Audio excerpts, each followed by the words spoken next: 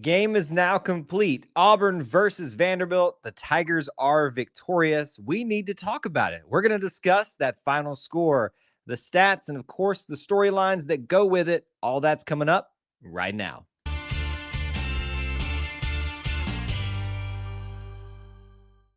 War Eagle, everybody, and welcome back to another edition of E2C Network Live, where we share the Auburn experience. That Auburn experience for us is all about Auburn sports, Auburn culture, Auburn family stuff. Better way to say it. If it's orange and blue, it's what we do. So thank you so much for joining us and what we're going to do in this particular live stream. Right after Auburn versus Vanderbilt in Nashville, Nash Vegas, Auburn North, as some call it, the Tigers are victorious and they bounce back in a fine fashion after losing to Florida in their first SEC loss. We have so many things to talk about in this one, but let me give you right off the top the things that you need to know. The score, the big stat, and the big storyline. That final score for you is 80-68. The Tigers beat the Commodores. The big stat for you is the number 2. The number 2, more on that in just a little bit. It's about 2 players in double digits, not the ones that you necessarily always think about. And that big storyline we already mentioned, Auburn bounces back after the loss at home, and they still hang on to number 1 previous to this and likely make their best case to continue on as number 1. It's another game out there this week that's pretty important. We will discuss that, but for right now, Auburn finds its way back to form is your main storyline.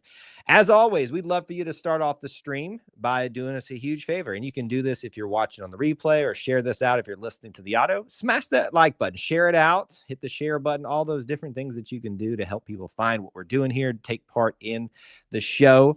It is a huge help to us, those of you that are able to do that. So we thank you so much. And don't be shy. Let us know if you're here.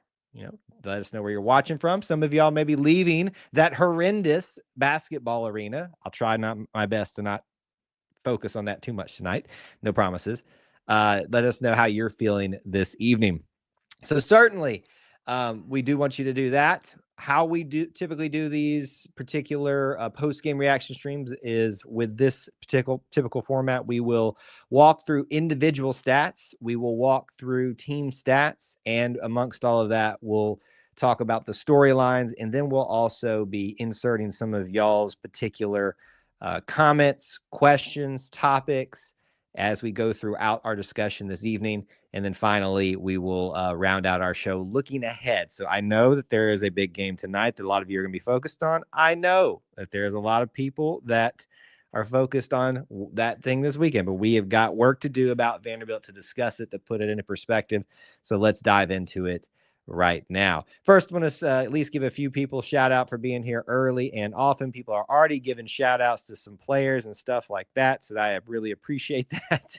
Already getting a head start. So let's go ahead and ask this as we continue to say hello to a few of you. As y'all get geared up, smash that like button. I want to know who is your player of the game. Make it simple for me because I like to take a quick poll of the chat. Type POTG and one name, just their last name even. Just make it real simple. Who is your player of the game? You have got some very good cases tonight. I would argue that the person who finds themselves very often in that case, the way they responded late in the second half, might even put them back into that conversation after a rough night. So POTG, player of the game. Your vote for that, or you can just put their last name or whatever. Let me know so we can kind of get a gauge what everybody's thinking. I'm seeing them already fly in, and I see a lot of people giving 2 main interesting takes there that I think are very, very important. Let's talk about it from the start before we dive into individuals.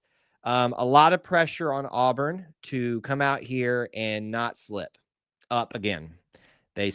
Well, you could say slip up against Florida, but it was Florida. Florida's one of the best in the SEC, and we all know that the SEC is just formidable. I can tell you from personal conversations, from other content that we produce out there, where there were a lot of Auburn fans, too many of y'all looking way too far ahead to this weekend, and you saw what me and others were trying to tell you. Hey, don't sleep on this Vanderbilt team. Not only did they get a lead, for the entirety of the first half, minus like a 15-0 run to start off the game. They took them 5 minutes to score, that being Vanderbilt. They made this quite interesting until one Chaney Johnson and Denver, who kept us in this game, frankly, really took the ball game over, and then Janai took over as well. All right. So a lot of you are starting to kind of put some of those names out there already. Some of you are voting for Denver Jones, Chaney Johnson. I'm seeing a lot of Johnsons, to be honest with you, with the votes for Chaney Johnson. Let's see here. Anybody else? I'm trying to make sure that I don't miss anything else in here. Okay, there we go. So it looks like those are the two players, and you would be correct. Obviously, it's everybody's opinion. You can share whatever you would like in terms of giving somebody the player of the game, but I'm going to say that if you nominated Chaney Johnson, if you nominated Denver Jones, you are correct this evening. They are the reasons that Auburn wins this game tonight. Certainly, it is a team sport. Certainly, you can't do it without each other. But man, you have to look at these two guys. So I gave you the big stat to start off was 2. So that was 2 players in the 20-point category. That is Denver Jones and Chaney Johnson. Let's start off right from the top. Denver Jones is your leading scorer tonight with 21 points. He came out firing on all cylinders, and the 21 points comes from 7 of 10 from the field, 5 of 7 from the three-point arc. All his free throws in all 2, 1 rebound, no assist, 1 personal foul, and 4 turnovers in 28 minutes of play. Denver Jones, have a night, son. You know what's ironic about this? And I know a lot of you here, this is me just preaching to the choir. You feel the same way. But as I always tell you, as I try to pump you guys up as the more logical audience and fan base within the Auburn family, we need to drown out some of the nonsense that happens on some of these social media platforms. There was a big storyline that continued to grow, and just surprisingly so, that somehow Denver Jones needed to be benched this week. How about them apples, folks? Denver Jones gets the nod from me tonight, not just because he's the leading scorer just by 1 point, but because of what, frankly, I don't want to act like it was that biggest mountain he's ever faced, but a little bit of, internal adversity he had to face with some fans kind of talking down to him. So to me, Denver Jones is my player of the game tonight. However, one Chaney Johnson decided to go off. And boy, oh boy, did he go off in the second half. Chaney Johnson tonight, 20 points, 9 for 10 from the field. 1 miss. 1 for 2 from the free throw line. That hurts me a little bit. His miss was a 3-pointer. He makes 1 out of the 2. 5 rebounds for him. No assist, 1 personal foul, 1 turnover in 28 minutes of play. What a stat line. We tweeted this out, X'd it out, whatever you call it. What separates great teams from good teams is what happens when your best players are having their off games. Can I point you back to the NCAA tournament of whatever it was, 2022, maybe 3, 1, Jabari, Walker? What happened to that team when their 2 best players had their worst possible games together, the same game in the worst possible moment? We lost. We lost to a team we probably shouldn't have in the second round. The team wasn't able to counteract that. Tonight, not only does Janai get off to a rough start, he finishes very strong. You've got Miles Kelly, who is in foul trouble tonight. Chris Moore got to start for Chad, I'm assuming due to some of the injuries that have been nagging him a little bit, and he still gets to play a lot. Chad does tonight. Chad has an off night, scoring no points. Actually, let me make sure before I say that. No points for Chad Baker-Mazara and a significant amount of play tonight. So it's really interesting.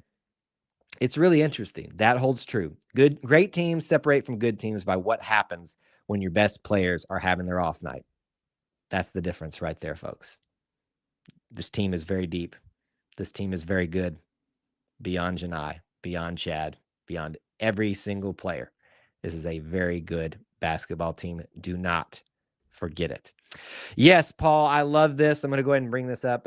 We're going to miss out on a bunch of the comments tonight because we got a great crowd, and thank you guys for that. But y'all know the drill. That does happen from time to time, but we'll do our best. Certainly, SEMO is going to get forgotten in this as we continue throughout the stats, but I think it is appropriate tonight to give him a little bit of a shout out. Goes back to your point. What happens when your best player is either not starting or one of your best players is not starting, not scoring well? What happens when the person who replaces them plays more than them, is doing more than them? How do they contribute? Simo tonight, he does get his 4 points, 2 of 2 from the field, 1 rebound. He's never going to light up the stat sheet, but he got the start tonight, and he was the first basket of the night. That's awesome. Can't say enough about Simo. Whenever I see him out there, whether it's starting or not, which is very rare starting these days, I love it. It just makes me so happy. So great shout out, Paul, in the midst of us talking about a bunch of the scoring tonight. Yeah, we'll look at bench points and all those different things to talk about what's the difference in the game. You're going to find some interesting things here that really tell how things shook out here, but we'll walk through a few more individual stats before we get to that point tonight. All right, so we talked about your 2 probably players of the game. I'm personally giving Denver my player of the game. It sounds like the chat, by me doing a very non-scientific quick look poll of the chat, it looked like Chaney Johnson got the nod, and I would not be ashamed with conceding that to you, but personally, I'll give it to Denver tonight. Your only other player in double digits tonight is Janai Broome. Now, that is shocking, folks. That is very shocking. It is. And this is a great point by Unbeaten Lake right here. Janai got called overrated. They were chanting it every time he went to the free throw line with an injured ankle and still scored 17 points. So let's talk about this just a little bit here. This by far, for the 3 quarters of the game, was probably Janai's worst game of the season. I'm not saying he hasn't had any other games that weren't so great. I'm just saying I think this one was clearly the worst. He looked a little frazzled, frustrated, forcing things. Things were not falling for him like they traditionally were. He wasn't getting calls. We saw some of his interactions with the other players. It was not a good look for Janai tonight. But it's not about how you start. It's about how you finish the game. Look, even Neil says it here. Let me bring Neil up. Worst game, Hurt still scores 17. All righty then.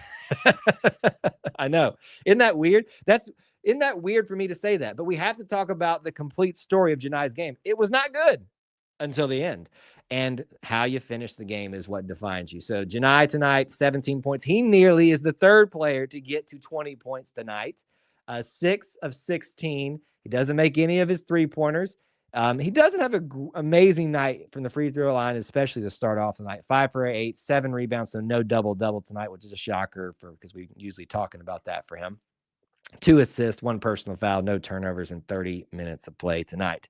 I think the discussion on the broadcast on TV tonight was that Janai supposedly felt the best he had in a while leading up to yesterday's practice. I guess he looked pretty comfortable out there tonight, so it's hard to really tell. He would be the one to be able to tell us if he was there or not. So those are your top 3 scorers. They're the only ones in double digits, 2 of them in 20 points, the other one right behind them at 17 points.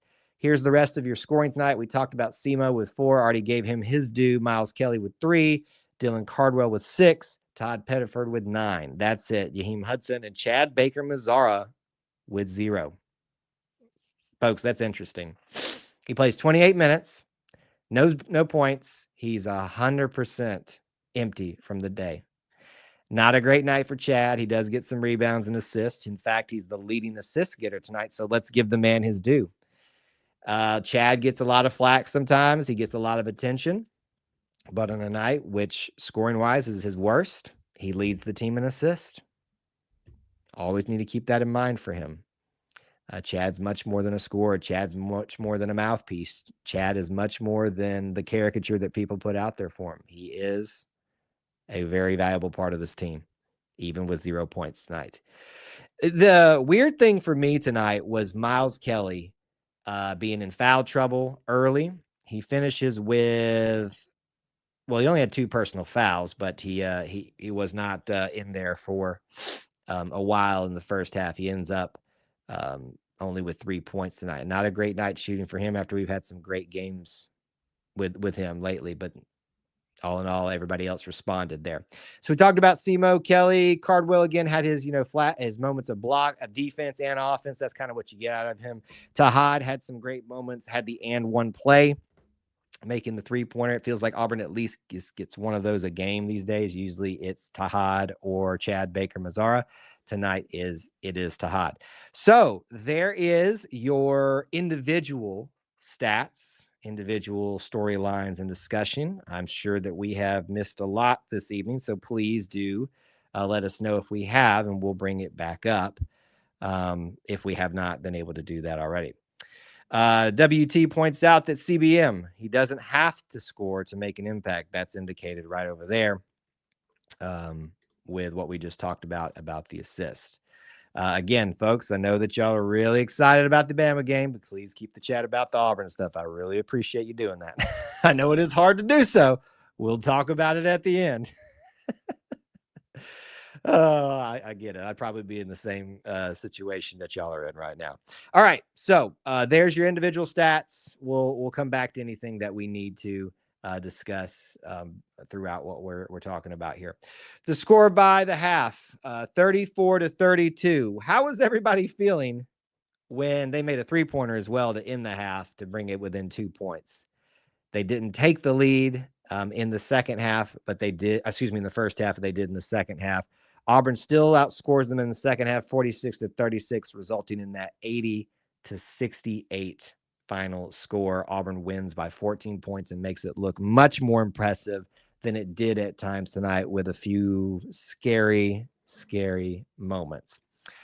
Let's walk through team stats. Some of you already were pointing a few of those things out tonight about that. And look, WT already knows, he's queuing me up right there. What about the big 3 stats that usually tell the story of the game? Hey, he's like my narrator or something at this point. The big 3 stats that we're always going to focus on, not even the scoring part of it, or at least the main scoring part of it: free throws, turnovers, and rebounds. Free throws tonight, much better for Auburn. Still doesn't reach my high water mark of 80%, but 73% tonight. If Janai gets off to a little bit better start, because he was the only one getting free throws to start the game, we probably hit 80% tonight. Credit to Vanderbilt. I'm going to tip the cap anytime I see 90% or higher for anybody, and 93%, they only miss one of their free throws as Vanderbilt, so they win that category. The number 2 big stat category, turnovers. Auburn wins 8-12. Very typical amounts and margins we see there in Auburn games, but this is on the road where they were facing a lot of adversity. So turnovers tonight is in Auburn's favor. That's 1 for Vanderbilt, 1 for Auburn. And finally, rebounds tonight, significantly significant enough for Auburn in Vanderbilt's favor. 29-37, they win. So they win 2 out of the 3. Kind of tells you why it was close at times, doesn't it? Vanderbilt at home taking care of some of those stats, which made it quite interesting and scary for all of us. Let's see here. What are you guys saying in the chat? Corey says Vandy punched Auburn in the mouth and got back alley beat down for it. It's a good way to describe it. I did feel like Auburn was going to have this angry just response once they took the lead. I would just hoped it wasn't going to come too late, and certainly that is what happened tonight. They got it going about 10 minutes or so left in the half and really put it to Vanderbilt. Devin and other people have pointed this out. This is just the one that popped up here for me to say this. So I want to make sure I give credit to everybody who was shouting out, calling out Auburn North. Nashville has become Auburn North. The contingency there was very impressive. As we talked about, there was a chant every time Janai came to the line, overrated, which once again, folks, you're literally saying the team that you're celebrating and trying to beat right now is overrated, which means you're overrated. Think about that. But they drowned them out with "Let's go Auburn." So big credit to the Auburn North, to the Auburn family for showing up and showing out tonight. I will take it. They're like, get back to the team stats, but no, we'll wait. I'll go on my rant in just a little bit. Don't stir me up now. Don't stir me up now. Yeah, not overrated with 22 wins. Janai is not overrated as, in some arguments, the leading candidate for player of the year. All right, we'll walk through the rest of the team stats here.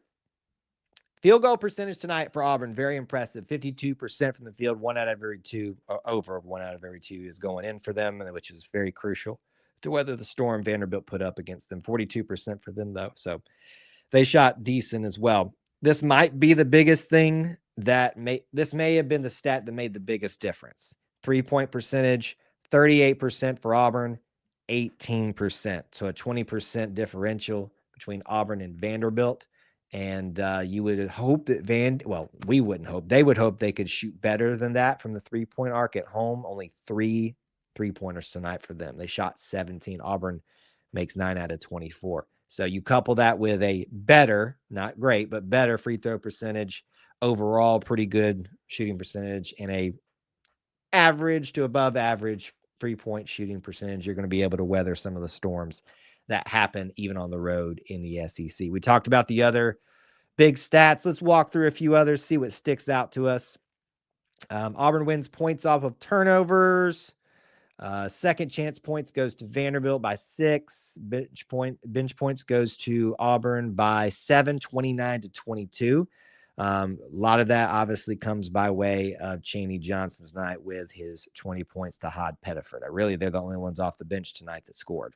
Yeah, so that kind of accounts for everything there. Points in the paint tonight. This is really interesting here. Another reason to show you why this was such a close game. 40 to 40 points in the paint, Auburn and Vanderbilt. Vanderbilt seemed like they were getting behind our defense early in the game and capitalizing off of some second chance opportunities. So credit goes to them. I hope you all walked away tonight understanding why Vanderbilt knocked off Florida and Tennessee. This is a good basketball team. I'm not saying they're the best of the SEC. I'm not saying they're the greatest.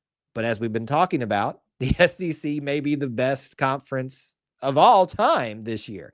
There is that narrative out there right there. So, keep that in mind with some of our commentary tonight. Another quad 1 win. Yes, that's what happens when you play in the SEC this year. Every time you go on the road in the SEC, it's basically a quad 1 win with the way the metrics work out. So another opportunity, another win. Auburn does take them. Devin, thank you. It was Kentucky, not Florida. Kentucky and Tennessee. If I misspoke on that, that was or whatever you're clarifying there. I think I misspoke when I was talking about who they beat. They beat some of the best in the SEC. How about that? Devin points out that Janai also scored more points than any of their players. Definitely not overrated. Let me make sure we confirm that. That is correct. Their highest score tonight is Edwards with 13 points, and Janai outscored them with half of the second half late. It's a tough look. It's a tough thing to be chanting overrated. If we've learned anything from Vanderbilt, they don't know how to construct an end zone. They don't know how to build a gymnasium. They don't know how to trash talk, but they do know how to get transfer portal quarterbacks to come back and annoy everybody else. Anyway, that's not what this is about. We'll keep moving on here. Anything else? Fast break points, only 1 point for Auburn tonight, 10 for Vanderbilt. They win that category. Blocks goes to Auburn by 1. Steals to Auburn by 1. Assist is pretty low for Auburn compared to what they've done lately, 11-8. They still win that one. So when we walk through those team stats, you're going to see a lot of it's in Vanderbilt's favor that put them in the position to take the lead at 1 point, tie it up, make this very scary. Credit goes to them. I'm thankful that we got them on this evening, not like we got them on Florida's evening where they were just shooting their minds out. Paul says they had nothing for Janai in the last 7 minutes. Nothing. He was getting to the bucket every single time. And you knew that was going to happen at some point tonight. Okay, we have walked through the individual stats. We have walked through the team stats. We talked about it. There's one more storyline. Let me just take 1 minute. Just bear with me here. Most of y'all have heard me talk about this. I hope you all tonight understand why for the last decade plus that I've been doing some form of this podcast, this YouTube channel, this content machine. how much I speak out against the biggest monstrosity that humans have ever created, and that is this gymnasium. Horrendous, awful. I hate Memorial Gymnasium. Burn it. Burn it down. Burn it all. I don't care. It is the worst thing that ever happened in the history of sports. I'll just put it that. I was going to say in the history of the world. I hope I've made myself clear. Do not like it. There's your final storyline. All right. We can come back and talk about some other storylines, individual stats, team stats, bring it back and talk about a few more of those things. But I know that y'all want to talk a little bit about what's next. We're going to do that. But first, bear with me. Let me remind you guys what's coming up here next. If you enjoy our live streams, your next opportunity is 9 Eastern time tomorrow. That's a Wednesday, and every Wednesday, aside from schedule conflicts, Auburn Family Night. It's our live call-in show. We'll talk about this. We'll talk about the matchup, I'm sure, coming up this weekend. We'll talk about all kinds of things, Auburn sports or not. It's the Auburn Experience, and it's Auburn Family Night. 9 Eastern time. Join us. You can call in, participate in the show. And the big one, folks, is coming up this Saturday. Whether they win or not, it's still going to be huge. Auburn versus Vanderbilt in the second worst gymnasium in all of college basketball, Coleman Coliseum. And game day will be there. It will be hype. It will be loud. It will be raucous. It will be great. I am looking forward to this one and discussing it with you, win or lose, after the game, immediately after. So join us there. Sunday night, your other mainstay in our content, Auburn Experience podcast, Sports, Culture, Family, episode 114 will go live, the broadcast, the live recording, 9 Eastern on Sunday evening. Join us for that. And just as a quick aside, I will be going on vacation about a week and a half. So some of that content that week won't be here. We'll talk more about that later. Last thing, check out our links in our description. You can also make sure you shop at Alumni Hall through our link as an affiliate of theirs. If you support them, you support us and support yourself by getting some new Auburn gear, which they have daily. All right. What else? What else do we need to discuss? Nothing else going on, right? Nothing else, right? Let me roll back through here. Let's talk about beating the Bammers. Well, let's not get ahead of ourselves, Tommy. Let's just hold on there just a second. Hold on just a second. Daniel said Auburn had their struggles tonight, as they did against Florida, free throw line and fast breaks. Luckily, Vandy didn't get to the line a lot tonight. Well, they were getting to the line more than Auburn to start off the game, and finally they didn't. No, I think I've said all I need to say about Dalton's trying to get me stirred up again about all these things. All right. What's up next, folks? You know, we talked about the post-game stream. I have fought the good fight for the last 2 days, trying to keep y'all focused on this Vanderbilt game. Thankfully, we get the win. Thankfully, we don't get upset. Thankfully, we don't become the trap game scenario. It's a big one. It is the first time an SEC game will be 1 versus 2. It's the first 1 versus 2 in the regular season, I believe, since 2008 is the stat I saw out there. It is going to be incredible no matter what happens with Alabama's game this evening. What's going on right now as we're recording this live. So, folks, prepare yourselves. That's all I can say. This could be a precursor to the SEC tournament. It could be a precursor to the NCAA tournament. I don't think college basketball is prepared for what is going to take place with this pattern that is developing right now. Auburn and Alabama as right now the two best in college basketball, and them fighting for it. Auburn's number 1, Alabama's number 2, unless you suddenly believe in the coaches poll, which they didn't know existed until yesterday. Either way, it's going to be fun. It is going to be really, really fun. Anything else here? Shame on ESPN for not making the most anticipated Iron Bowl or Iron Ball of basketball, the game of the year, a night game. Well, Unbeaten Lake, to clarify, I know that they can switch channels as we learned last week, but these times are usually set well in advance. I'm sure they could have if they wanted to really change things around, but it's a foreign concept that Auburn and Alabama, being 1 and 2 in basketball, they don't really know how to do with that. It's lots of shade being thrown Bama's way. Y'all are just setting yourself up. Best three teams in the SEC: Auburn, Alabama, and Florida is what Tommy says. And as of this moment, I would agree with you. Tennessee's right there. Also, though. Okay, I think that's it.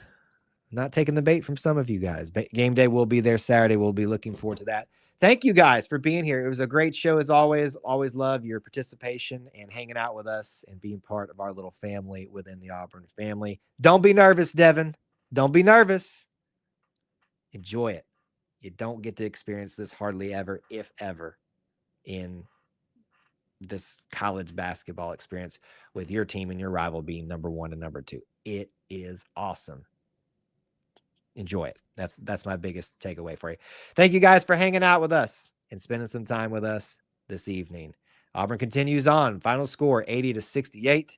Your big stat was 2, the 2 players in 20 points tonight. And then your big storyline, Auburn bounces back after the Florida loss. Thank you guys for tuning in. Till we talk to you again. War Eagle.